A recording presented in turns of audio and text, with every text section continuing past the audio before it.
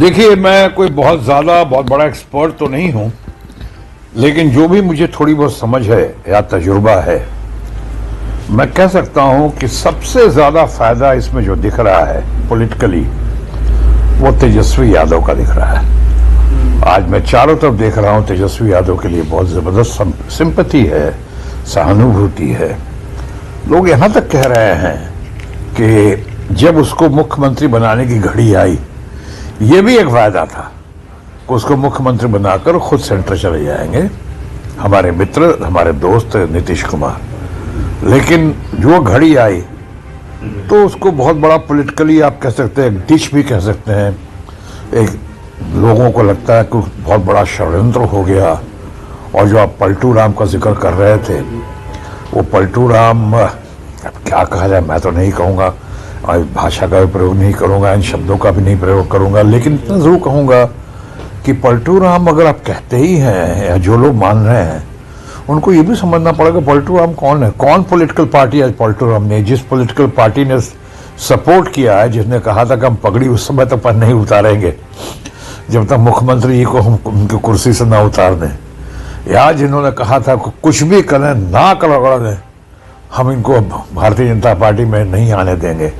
यहाँ भारत के माननीय गृह मंत्री, इतने बड़े चाणक्य, हम सबके बड़े माननीय और सम्मानीय अपना अमित शाह जी ने खुद कहा था कि इनके लिए दरवाजे हमेशा के लिए बंद हो चुके हैं। कभी हमेशा पे बहुत जोर दिया था, हमेशा के लिए बंद हो गए। और बहुत चंद महीने हुए, दरवाजा ऐसा खुला कि वाकई जैसे शहनवाज हुसैन ने कहा, जो बेचारे इंटरव्यू देते वक्त इन दोनों उनको सकते में आ रहा है, समझ नहीं पा रहा क्या बोले क्या नहीं बोले, लेकिन उन्होंने कहा एक बात तो सही कही कि वह जैसे बर्लिन की दीवार टूटी थी वैसे दीवार टूट गई, और दरवाजे तो बंद हुए लेकिन दीवार टूट गई। और फिर से आ गए हमारे दोस्त मंत्री, मुख्यमंत्री थे, मुख्यमंत्री बने, मुख्यमंत्री की शपथ ले ली उन्होंने। तो आपने जो पूछा सबसे ज्यादा फायदा, तो फायदा मैं कहूँगा तेजस्वी यादव का हुआ है, जिसको बहुत ज्यादा सहानुभूति मिल रही है। लोग कह रहे हैं कि उसका आने वाले दिनों में स्वीपिंग रिजल्ट्स हो सकता है, और चुनाव की घड़ी में भी। और दूसरा मैं कहूंगा, कई लोग शायद चौंक जाएं, लेकिन मैं कहूंगा कांग्रेस पार्टी का बहुत बड़ा फायदा हुआ है इस संदर्भ में, बिहार के संदर्भ में। मैं इसलिए कह रहा हूं कि उनका कोई आदमी टूटा नहीं। कह रहे थे, हल्ला उड़ा रहे थे कि 10 आदमी चले गए, उनके 7 आदमी चले गए, 9 आदमी चले गए। कांग्रेस का कोई आदमी टूटा नहीं। तो मैं पॉलिटिकल ऑब्जर्वर की तरह देख रहा हूं कि उनसे एक तो लोगों को लगा कि हाँ, दम है बिहार के मामले में, और खासकर इंडिया ब्लॉक के मामले में, और अभी जो तेजस्वी के साथ मिलकर चुनाव लड़ेंगे। और दूसरा जो देख रहा हूं कि कांग्रेस का जो है, इतना ज्यादा कांग्रेस और तेजस्वी, कांग्रेस को सीटों का फायदा हो जाएगा, जो कई जगह सीटों का लग रहा था कि थोड़ा कम बेसी होगी, अब तो बिहार में वो पूरा फील्ड खाली हो गया उनके लिए, अब वहां पे मिलजुल कर लड़ेंगे।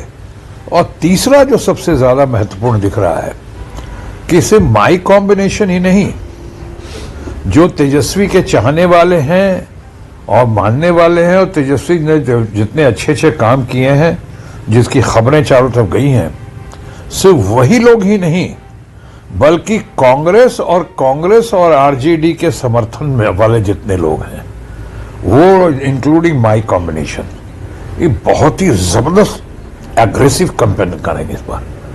एक कैंपेनिंग होती है और एक एग्रेसिव कैंपेनिंग होती है। तो इससे मुझे लगता है कि आपने कहा, एक तो पलटू राम का खिताब मिल गया उन लोगों को, जो आपकी भाषा में जो पलटू राम कह रहे हैं, जिन्होंने उनको पलट के अपनी हर बातों से पलट गए। मैं इसमें नीतीश बाबू को क्या बोलूं, मैं तो कहूंगा बड़ी बड़ी पार्टी और खासकर हमारे रूलिंग पार्टी के फ्रेंड जो है, इतने जबरदस्त तरीके से पलटे हैं, कहीं सही मायने में पलटू राम वही तो नहीं। इसलिए ये सब देखते हुए मैं कहूंगा कि घाटा तो मैं समझता हूं, नुकसान फिलहाल भगवान न करे बिहार की जनता का हो, लेकिन बिहार का विकास का हो। ये जो है, अब सारा ध्यान विकास से हटकर टूटने पे, रूठने पे, जाने पे, बिछड़ने पे सारा फोकस उधर चला गया। और इनकी अग्रेसिव कैंपेनिंग पे, कांग्रेस के और तेजस्वी के अपनी जो छवि छवि है और जो उनको सहानुभूति मिल रही है, इन सर बात चर्चा का विषय अब ये हो जाएंगे। इससे कहीं बिहार की जनता का नुकसान ना हो, बिहार का नुकसान ना हो, ये मेरी कामना है और यही मनोकामना भी है।